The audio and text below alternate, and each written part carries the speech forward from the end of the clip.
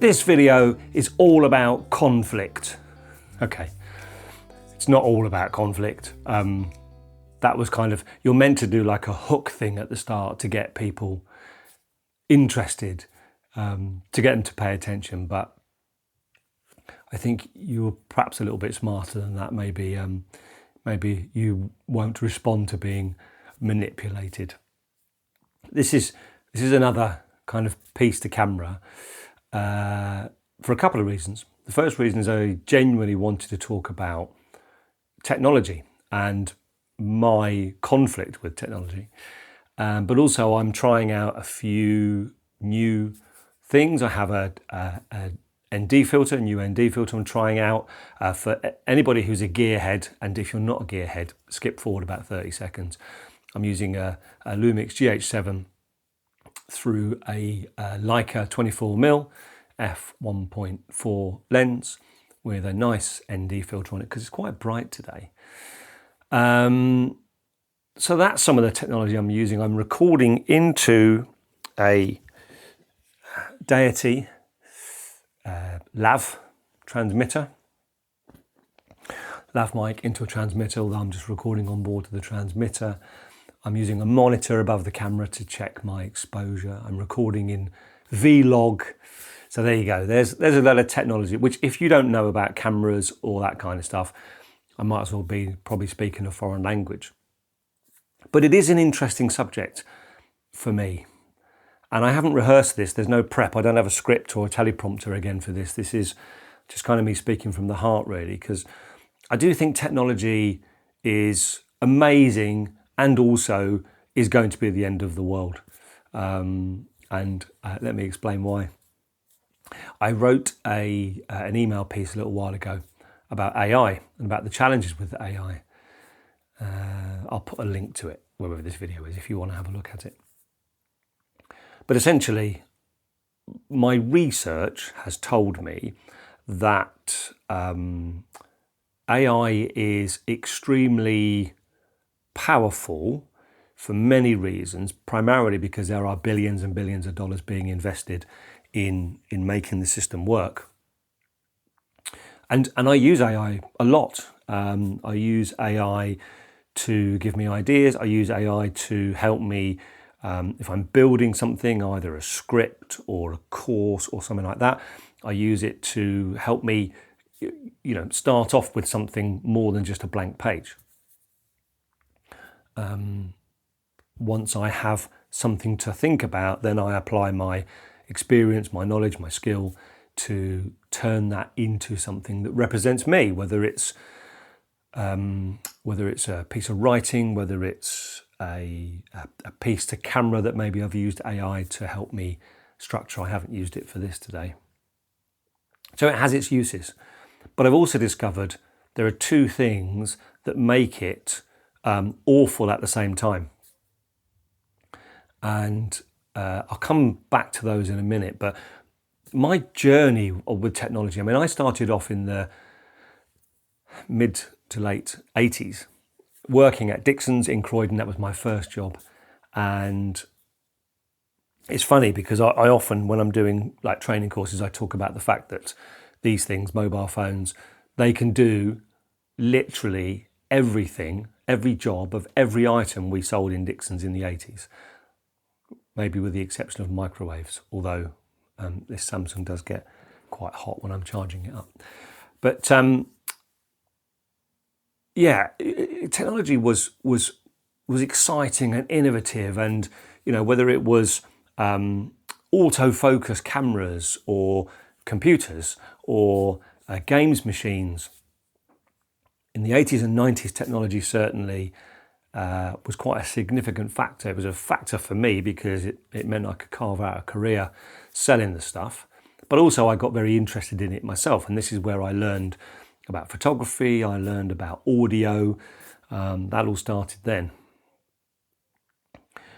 But I think one of the key differences is that technology back then was hardware. If you wanted to photograph something, you had to buy a camera. If you wanted to play a game, you had to buy the machine that had the game on it. If you wanted to record a show or watch a video, you had to buy the television and the video player and indeed the videotape. And of course, photos, films, games, videos, they are now software. They're not hardware. I'm not a Luddite. I understand technology. I use it. And there is, of course, there is hardware. I'm talking into hardware now. But the advances in technology, to me, seem to be, particularly in the last decade, software-based. We basically have one device, and it is the software that we upload on that device that that governs what we can do with it. And I think that's a great thing, and I think it's also awful. So back to AI. AI is very effective because it's very powerful. The problem, which I've discovered, is that it's powerful because it has access to a large amount of data, but the way it uses that data is to keep you connected. And in my email that I referred to earlier, I was talking about the fact that I ended up with a quote from Google that said that basically our aim is for you to be so reliant on us that you will never have to think for yourself again. And we don't want you thinking for yourself again. I've muffled that quote, but that's what it was. And it was a quote that Gemini had created after a long interaction with me about AI and about how AI works.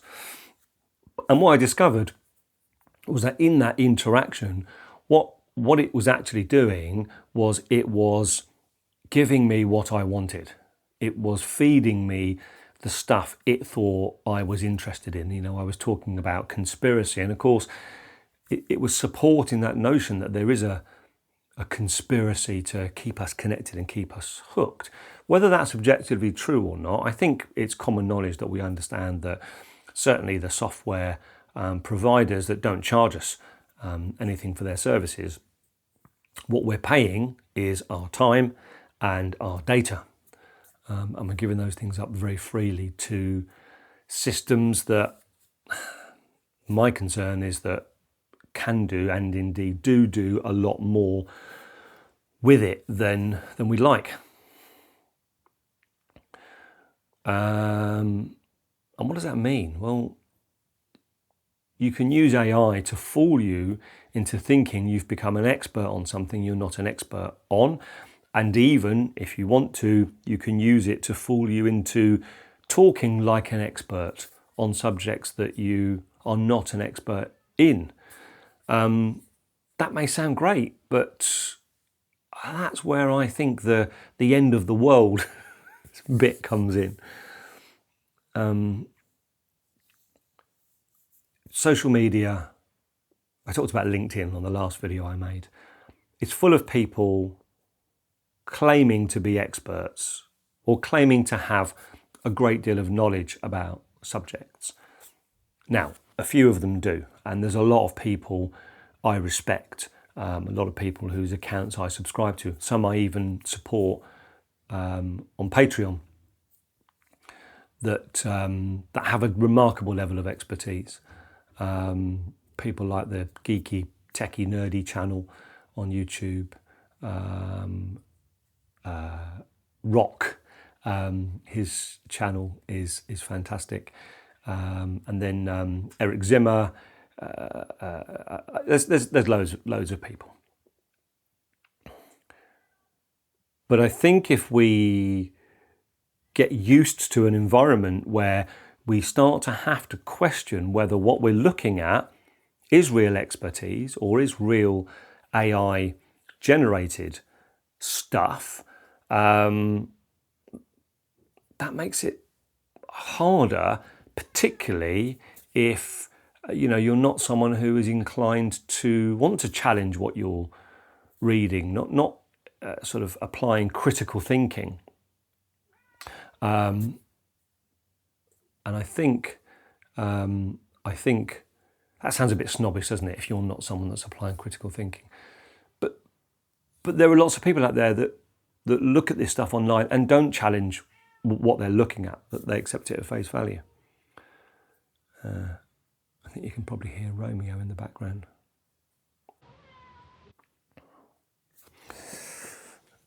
Edit point. Hello. Come in. Come on. Bonus content. Bonus content for the video.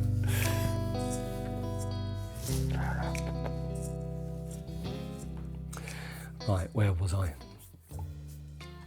Yeah, I think if we don't challenge what we're looking at, if we don't challenge what we're reading, we could very easily get sucked into things that are untrue. And my concern is that there are people who are very rich, very powerful, who run platforms that are having a significant level of influence. Now, there's a new law that starts tomorrow, I think 2nd of August in the EU, that if you create something that is AI generated, if, for example, it's a character that is entirely AI generated, you have to declare that that is AI generated.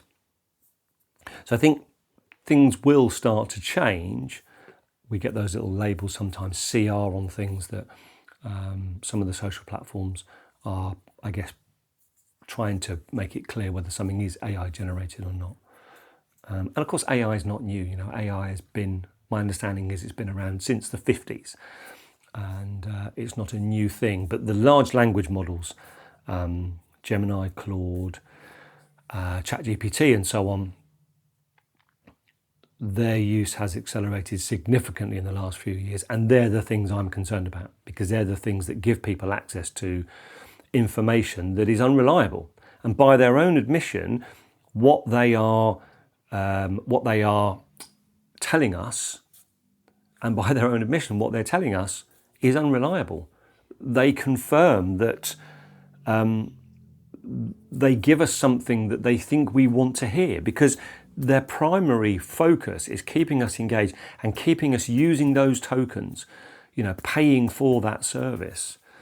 So there's a conflict there. There's a real conflict between the interest of the company providing the service and the interest of the user.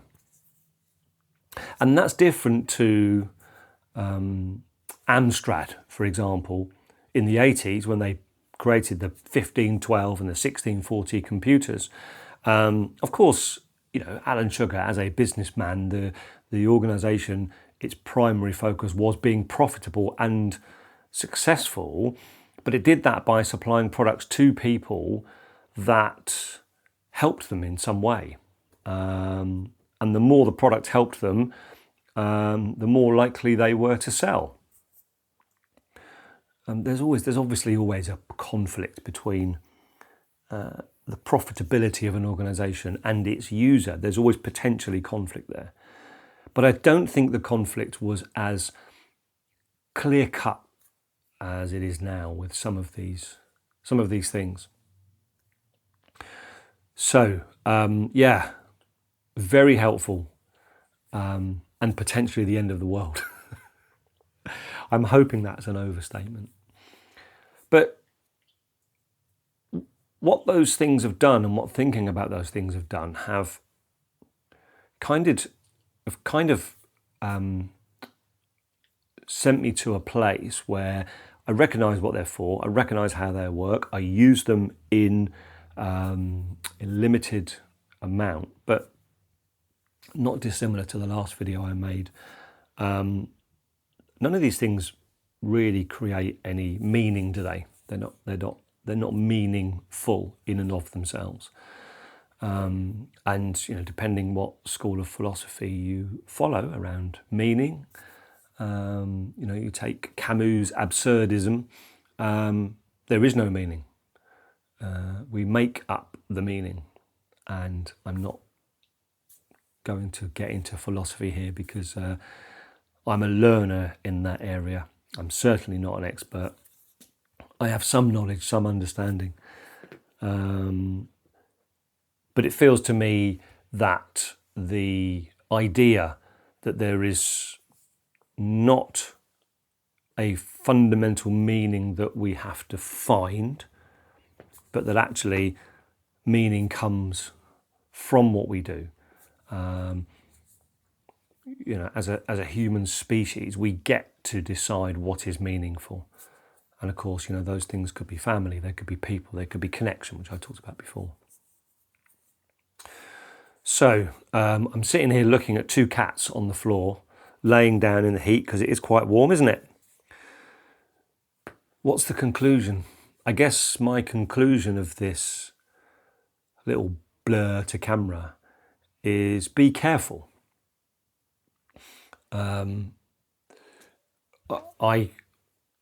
I'll end with a practice that I apply to email. Whenever I get an email from anybody, my default is I presume it's spam until or unless I can be confident it's not. So even if the email, I've had a couple of emails come through from organisations that I know. On one occasion, it was an organisation I was doing business with at the time. I was providing a service to them, and they have links to them that take you to places that you don't want to go because someone somewhere is trying to rinse us and trying to take our money from our bank accounts. So I guess it's that kind of critical eye, having to think about whatever we're looking at and just thinking, what's the motivation behind this? Why has this person put this out? What are they trying to achieve? Are they trying to achieve something that is genuinely helpful to us? Or is the motive about likes, clicks, profit? There's nothing wrong with likes, clicks and profit. You know, I run a business, I make profit. There's nothing objectively wrong with those things. But where people, I think, are pretending to be entirely focused on just doing something for you and maybe not honest about the fact that they make a profit from it or that you are part of a process, and that's where I think we've got to be a bit careful. So having recorded this through an ND filter, a neutral density filter, I guess what I'm saying is we should perhaps apply our own filters to what we watch. Even this, you know, in fact, in the comments, here's a challenge for you. In the comments, I'd like you to tell me whether you think I'm being entirely altruistic and just saying something that I think you'd like, or whether you think I'm doing this for clicks and likes. I know the truth, but I'd be interested to see what you think. And wherever you are, wherever you're doing, I hope that you are having a good day. It's a Saturday. It's very warm here in the UK at the start of August. I hope your world has got more good stuff in than crap stuff in. And I don't know whether I'm going to carry on doing these things or not. I find them interesting to do. I'm hoping you find them interesting to watch. Hey Romeo, should we say goodbye?